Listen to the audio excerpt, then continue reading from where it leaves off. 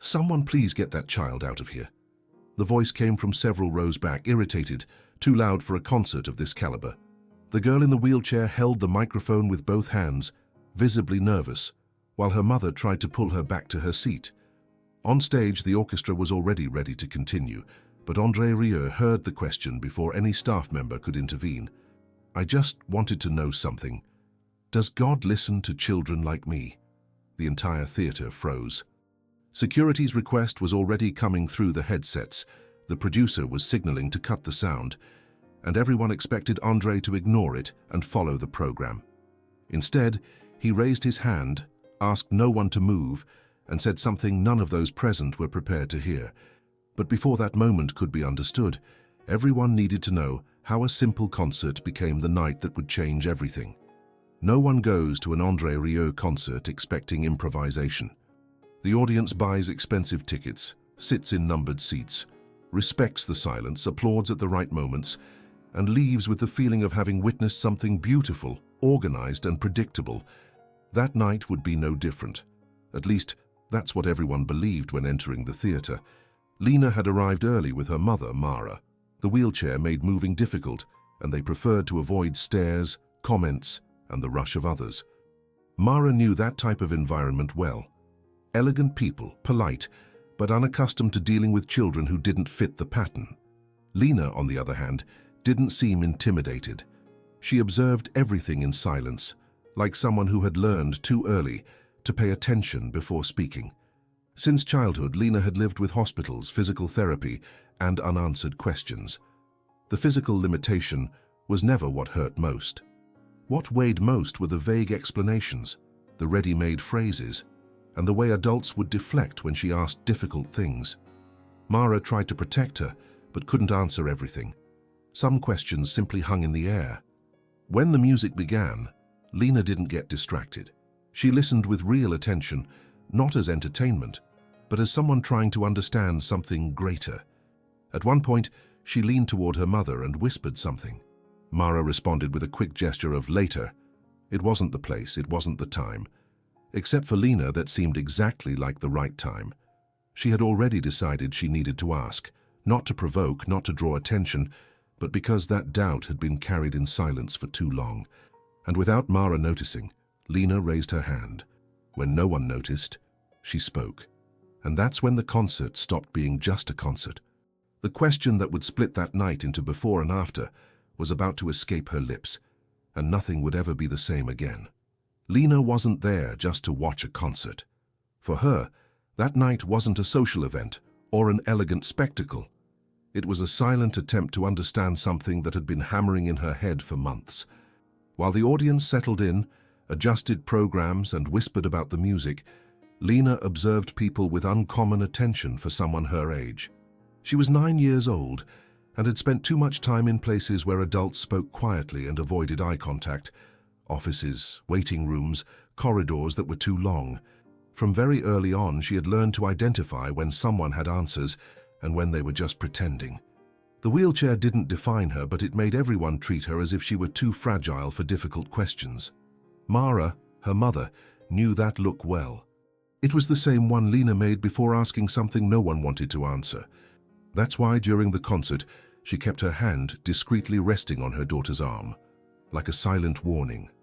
Not today, not here.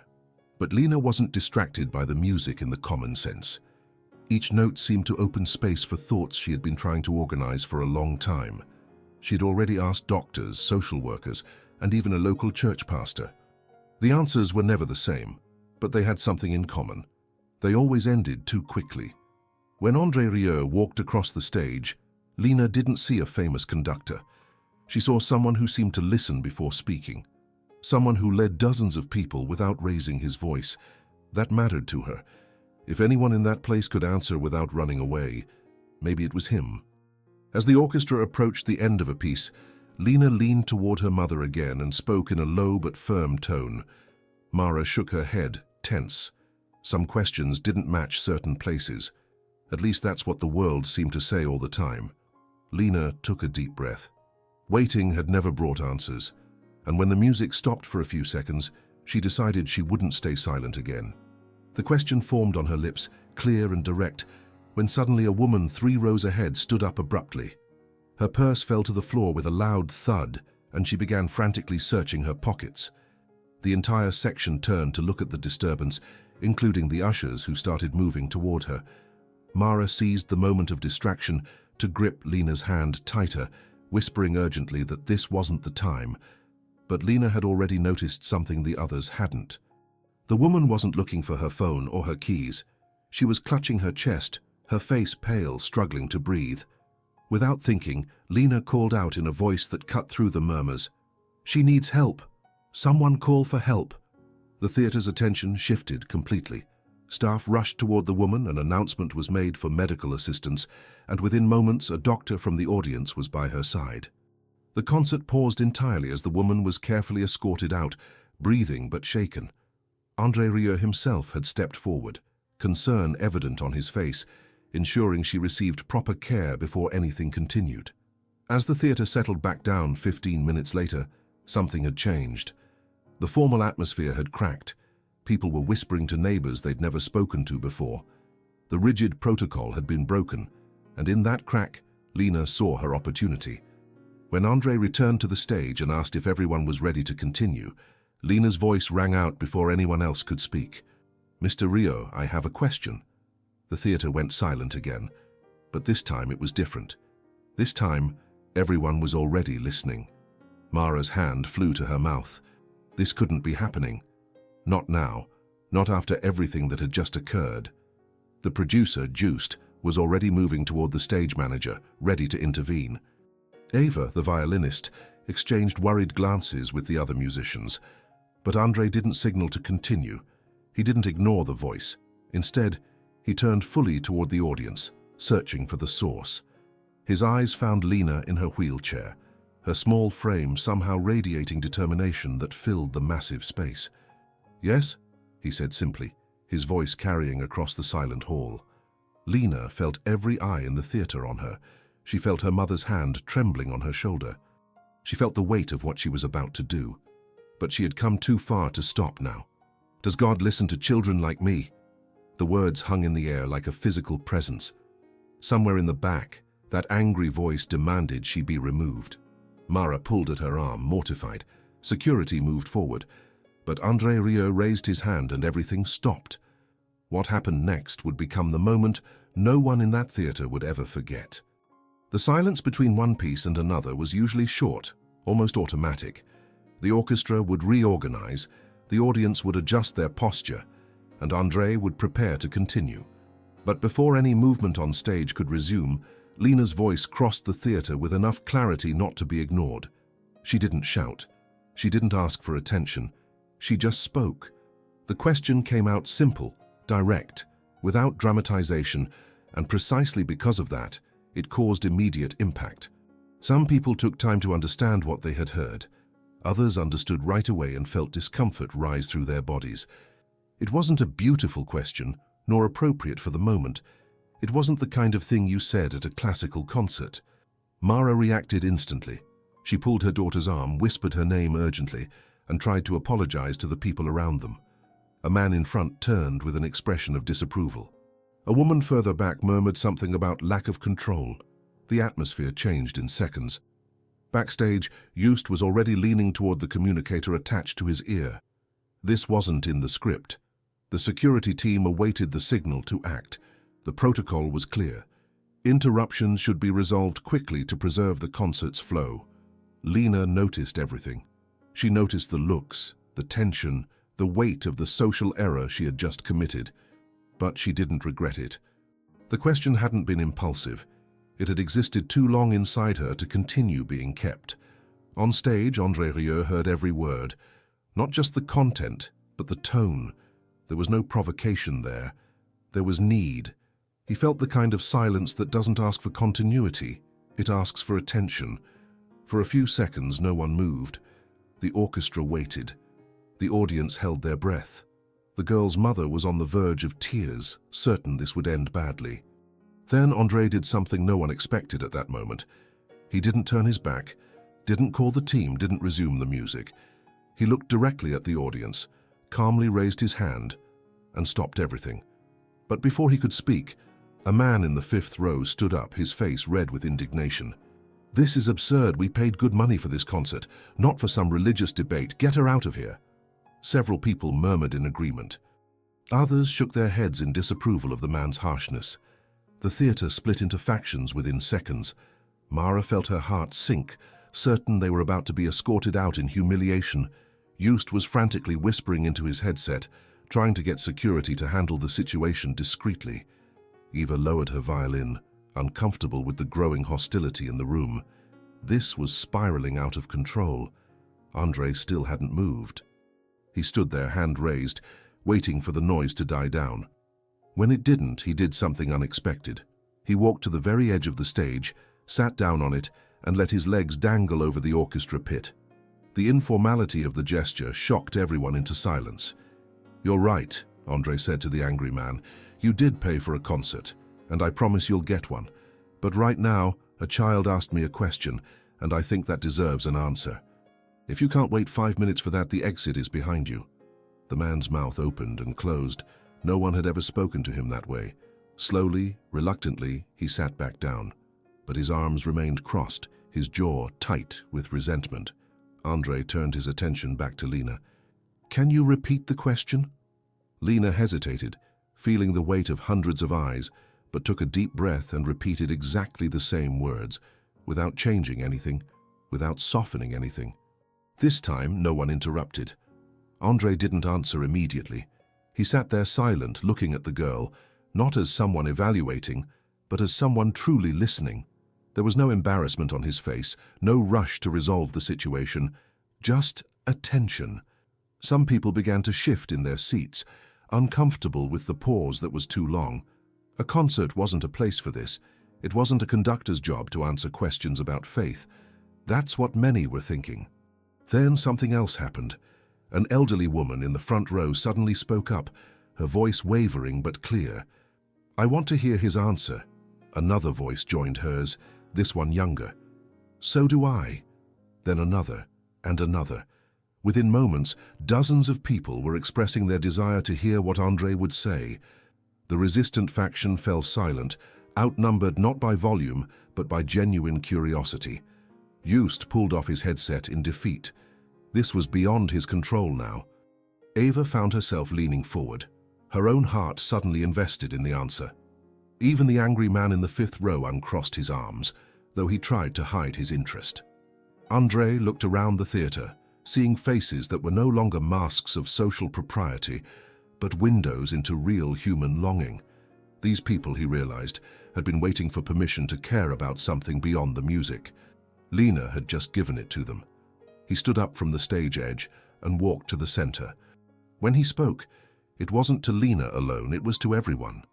"I don't know everything about God," he began, his voice steady, "and I'm very suspicious of anyone who says they do." Some people exchanged glances. That didn't sound like a rehearsed answer. He continued, "What I've learned over the years is that God doesn't get offended by questions. We do as adults because questions remind us we don't control everything." A woman in the middle section wiped her eyes. The teenage boy who had been forced to attend by his parents suddenly sat up straighter. The words were landing differently than anyone expected, but André wasn't finished, and what he said next would be the part that people would quote for years to come. The gesture was simple but definitive. André raised his hand unhurried, the same way he did when he wanted absolute silence from the orchestra. The musicians understood immediately. Buzz stopped in midair. The pianist removed his hands from the keyboard, and the conductor turned his entire body toward the audience. The theater became motionless. Just was still murmuring something into the electronic device, asking to proceed with the program. But André didn't respond. He walked a few steps to the front of the stage, approached the edge, and searched for the origin of the voice. It didn't take long. The girl in the wheelchair was there, her body tense and her gaze fixed on him, as if she already knew there was no turning back now. "You asked if God listens to children like you," he said, looking directly at the girl. "I believe he listens first to those who speak with sincerity.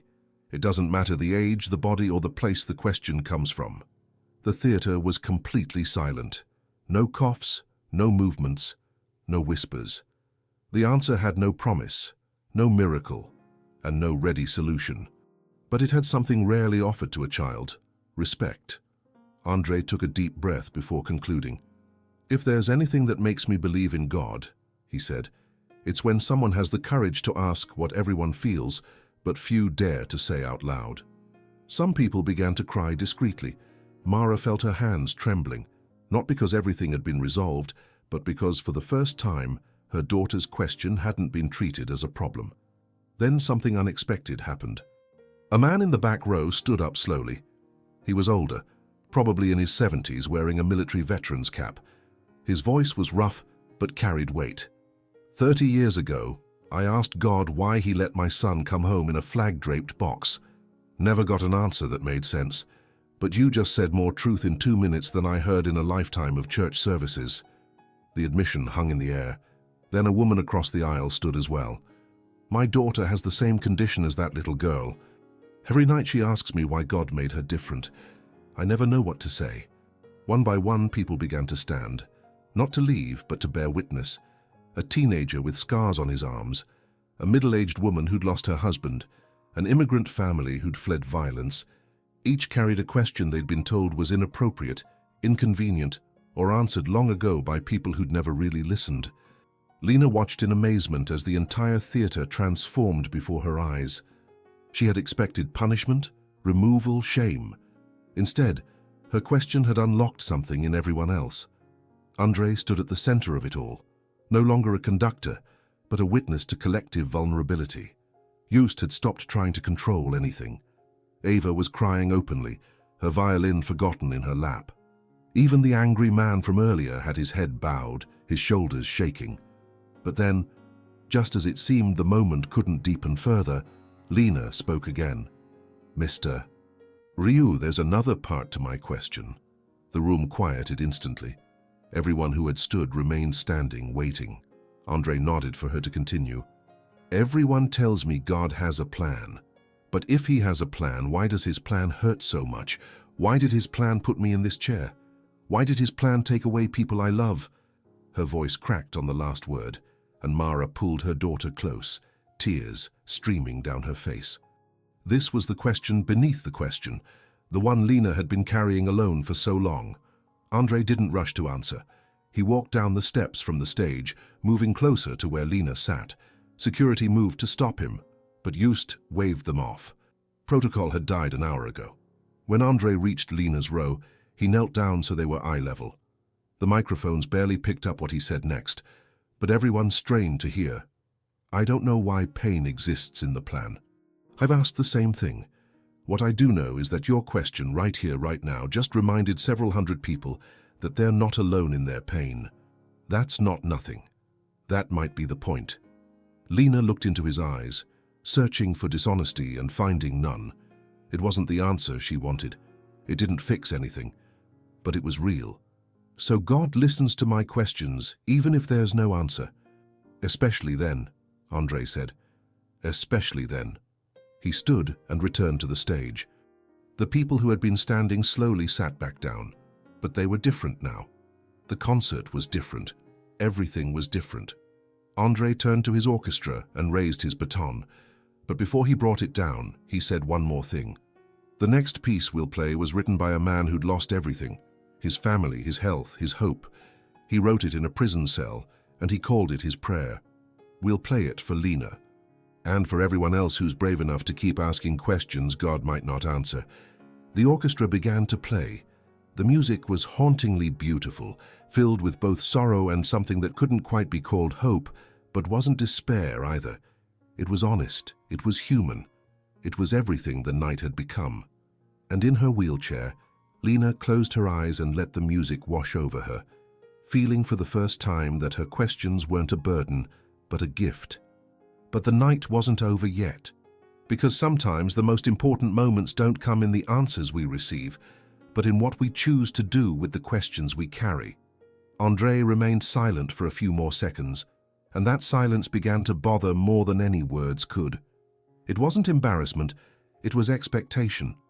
The audience was used to quick answers, beautiful phrases, or polite attempts to close delicate situations. But André did none of that. The music that followed Lena's question wasn't just beautiful, it was transformative. As the orchestra played, something shifted in the theater. People who had come expecting an evening of pleasant entertainment found themselves confronting emotions they'd buried for years. The elderly veteran who'd spoken about his son sat with his hands clasped tightly, his jaw working as he fought to maintain composure. The woman whose daughter shared Lena's condition reached across the aisle and squeezed the hand of a complete stranger, who squeezed back without hesitation. When the piece concluded, the applause was different from any André had heard before. It wasn't polite appreciation or enthusiastic celebration. It was gratitude. It was recognition. It was the sound of people acknowledging that something sacred had just occurred. André set down his baton and turned back to the audience. His eyes found Lena again, and he spoke directly to her, though his words were for everyone. You know what I've learned in 50 years of making music? The most beautiful sounds aren't the notes we play perfectly. They're the moments when someone dares to be honest enough to play the wrong notes, the painful notes, the notes that don't resolve the way we want them to. He paused, looking around the room. Your question is one of those notes. It doesn't resolve. It doesn't give us a neat ending, but it's honest, and that makes it more valuable than any answer I could give you. Joost, watching from the wings, realized he'd been holding his breath. This was nothing like any concert he'd ever produced. It would be impossible to market, difficult to explain to the board, and probably violated a dozen protocols. But it was the most important thing he'd ever been part of. Eva wiped her eyes and raised her violin. Without being asked, she began to play a simple melody, something she'd composed years ago after her own daughter had asked her an impossible question about suffering. Other musicians joined in, improvising around her theme, creating something that had never been written and would never be played exactly the same way again. As they played, something remarkable happened. People throughout the theater began to hum along, even though they'd never heard the melody before. It wasn't rehearsed or coordinated. It just happened, as if the music was calling forth something fundamental from each person present. Lena listened with her eyes closed, tears streaming down her face. Not tears of sadness, exactly, but of release. For years, she'd carried her questions like a heavy weight, believing they made her broken. But in this moment, surrounded by hundreds of people who carried similar burdens, she understood that her questions connected her to something larger than herself. Mara wrapped her arms around her daughter, her own face wet with tears. She'd spent so long trying to protect Lena from pain, trying to have answers, trying to be strong. But maybe strength wasn't about having answers. Maybe it was about sitting in the questions together. When the improvised piece finally ended, no one applauded. The silence felt holy, untouchable. André made no move to continue the program. He simply stood there, letting the moment be what it was. Then the angry man from earlier stood up. Everyone tensed, preparing for another outburst. But when he spoke, his voice was quiet, almost breaking. I need to say something. I was wrong. I was so wrong. He looked at Lena. My grandson asks me questions like yours all the time. I always shut him down, tell him to be quiet, tell him grown-ups are talking. But you just taught me something I should have known years ago. I'm sorry to you and to him. He sat down heavily, covering his face with his hands. The woman next to him, his wife perhaps, put her arm around his shoulders. Others began to speak. Not in an organized way, not taking turns, just spontaneous admissions and acknowledgments. A teacher confessed she'd silenced students who asked difficult questions. A pastor admitted he'd given shallow answers to deep pain. A parent recognized they'd failed to really listen to their child.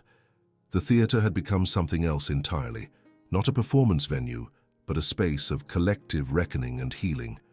André finally spoke again. I think we need to finish this concert differently than I planned. What we just experienced together is more important than anything I could conduct. So I'm going to do something I've never done before. He stepped down from the podium and walked into the audience. Musicians followed him, carrying their instruments. They spread throughout the theater, sitting among the people, and began to play softly, not a programmed piece, but gentle, improvised music that created a backdrop for conversation. For the next hour, the concert became something unprecedented. People talked to strangers about their fears, their questions, their pain. Musicians played soft accompaniment. André moved through the crowd, not performing but participating, listening as much as speaking.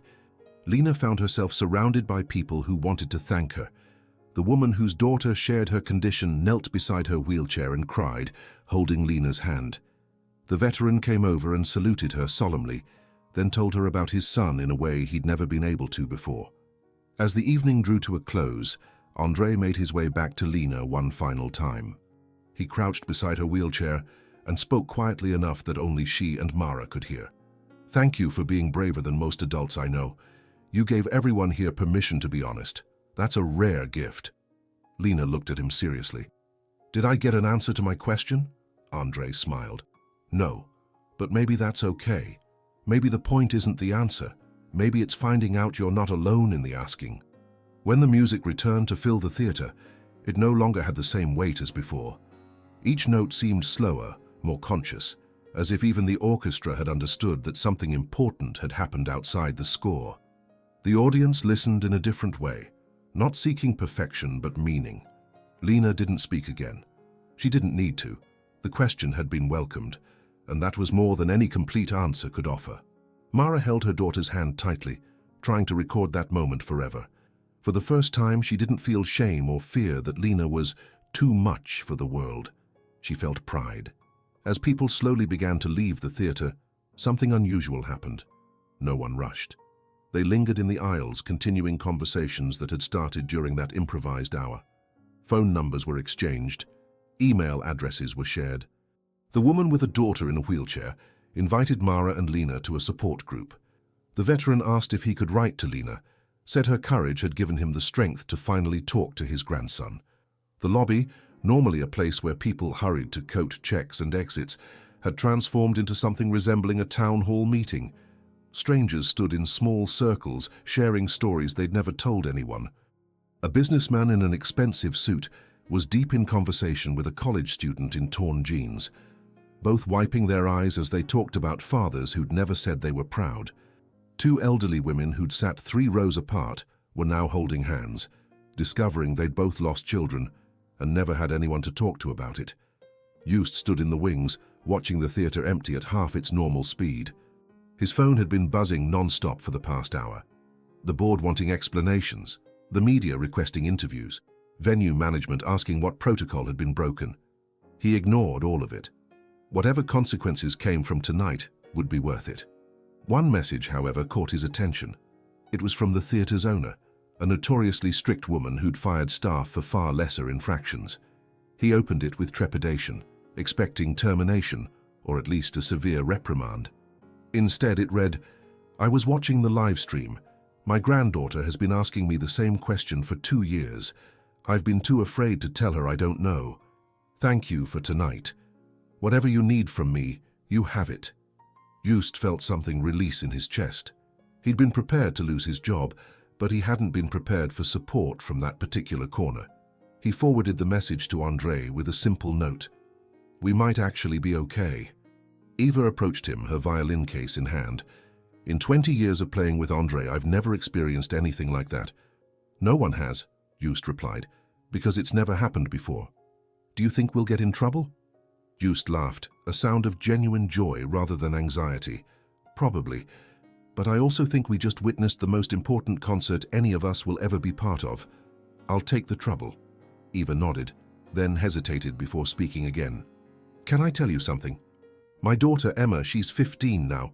3 years ago she tried to hurt herself. She was asking questions about why she was here, what the point was, if anyone would miss her. I gave her all the right answers, the therapeutic answers, the positive thinking answers. But I never just listened. I never told her it was okay not to have answers." Her voice broke. "Watching that little girl tonight, I realized I failed Emma in the exact way I thought I was protecting her. Tomorrow I'm going to call her and tell her I was wrong, that her questions were valid, that I should have done what André did, just stop and really hear her." Just put a hand on her shoulder. "It's not too late." "No," Eva said, straightening. "It's not. That's what tonight taught me. It's never too late to start listening." Meanwhile, André stood on the now empty stage, looking out at the few remaining clusters of people still deep in conversation. A journalist approached, microphone ready, asking for a statement about what had transpired. "What happened here tonight?" André repeated the question thoughtfully. A child asked a question that adults have been afraid to ask, and everyone learned that there's more courage in admitting you don't know than pretending you do. "But sir, this was supposed to be a classical music concert. Some might say you turned it into something else entirely." André smiled. "Music has always been about something more than notes. It's about connection, truth, humanity. Tonight we just remembered that. If people came expecting perfect performances and left with perfect questions, I'd call that a success." The journalist scribbled notes, clearly unsure how to frame this story. It didn't fit any category. It wasn't scandalous enough for outrage, not clean enough for simple inspiration. It was messy and real and impossible to capture in a headline. "One more question," the journalist pressed. "Do you think this changes anything? Will this moment have any lasting impact? Or will people go back to their lives and forget?" André was quiet for a moment, genuinely considering. "I don't know if it changes the world, but it changed this room." And sometimes that's how change happens, not in grand gestures, but in small spaces where people decide to be honest. Some of these people will forget by tomorrow, others will carry it forever. The ones who needed it most will know who they are.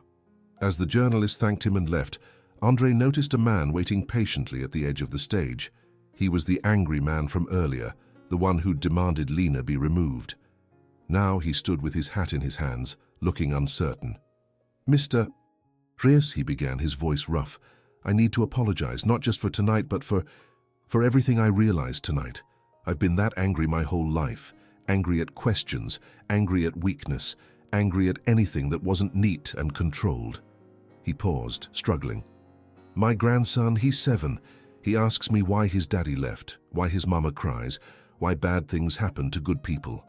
And every time I tell him to be quiet, to be a man, to stop asking stupid questions." Tears ran down his weathered face. "But they're not stupid questions. They're the same questions I've been too scared to ask my whole life. And I've been passing that fear down to him like some kind of poison inheritance." André stepped down from the stage and stood beside the man. "What's your grandson's name?" "Tommy." "And what are you going to tell Tommy the next time he asks you a hard question?" The man wiped his eyes with the back of his hand. "I'm going to tell him I don't know. And that it's okay not to know. And that we cannot know together." "That sounds like a good start," André said. "That little girl," the man continued, "she did something tonight I couldn't do in 73 years. She was brave enough to be honest. I want Tommy to grow up like that, not like me." "You're here," André pointed out. "You stayed, you listened. You're talking to me now instead of leaving in anger. That's brave too, don't discount it." The man nodded slowly, as if trying to believe it. "Thank you, for tonight, for not throwing me out when I deserved it." After he left, André stood alone again, but not for long. More people approached one by one throughout the next hour. Each had a story, each had been changed. A mother whose son had been asking about faith, a teacher who'd silenced questions in her classroom, a doctor who'd given too many clinical answers to patients asking impossible questions. As the last stragglers finally departed, Mara wheeled Lena toward the exit. They were stopped multiple times by people who wanted one more word, one more thank you. Lena handled each interaction with a grace that belied her 9 years, listening carefully to each person's story, nodding with understanding that seemed far too mature. When they finally made it outside, the cool night air felt refreshing after the emotional intensity of the theater. Mara expected Lena to be exhausted, but her daughter seemed energized in a way she hadn't been in months. "Mom." "Yes, sweetheart. I still don't have an answer to my question about God." Mara's heart sank slightly. After everything, was Lena disappointed? "I know, honey, I'm sorry." "No," Lena said, surprising her. "I'm not sad about it. I think maybe Mr. Rieu was right. Maybe the question is more important than the answer, because my question made all those people feel less alone. Even though I still don't know if God listens to me, I know all those people did, and maybe that's the same thing." Mara stopped walking and knelt beside the wheelchair, looking into her daughter's wise, ancient eyes. "When did you get so smart?" Lena grinned, suddenly looking like the child she was. "I've always been smart, Mom. You just finally noticed." They laughed together, the sound carrying through the emptying plaza. As they made their way to the car, Lena started humming the improvised melody Eva had played. Mara joined in, and for a moment, they were their own small orchestra, making music out of a night that had changed them both.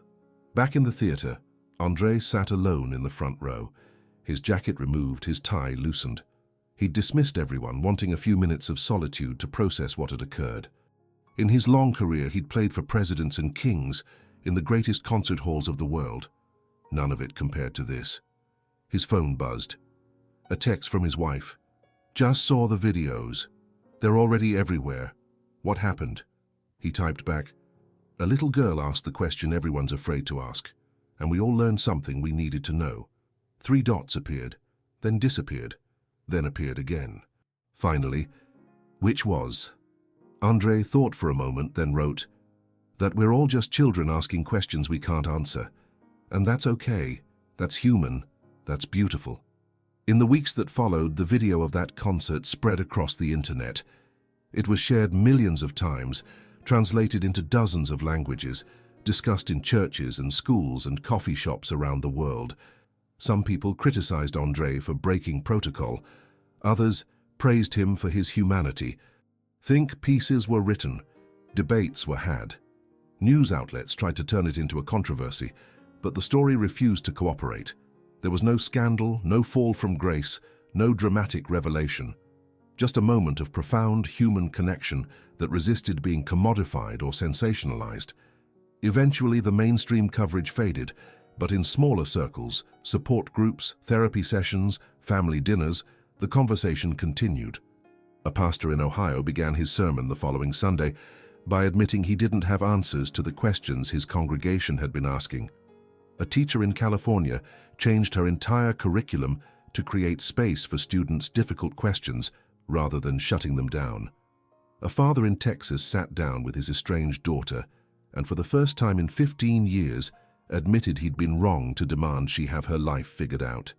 These ripples weren't tracked by metrics or headlines.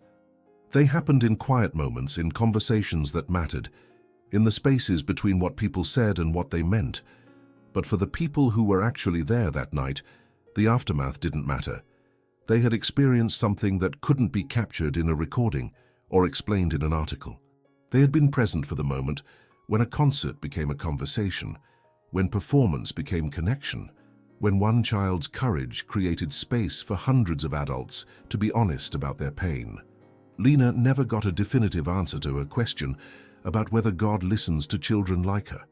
But she got something perhaps more valuable, the certainty that she could ask, that her voice mattered, that questions born from pain and sincerity are never wrong, even if they're never answered. 3 months after the concert, Mara received a letter in the mail. It was from the veteran who'd spoken up that night. Inside was a photo of him with his grandson, both smiling, with a note. "Tommy asked me about his daddy again. I told him I didn't know why he left, but that we could wonder about it together. He hugged me for the first time in 2 years. Thank your daughter for saving us."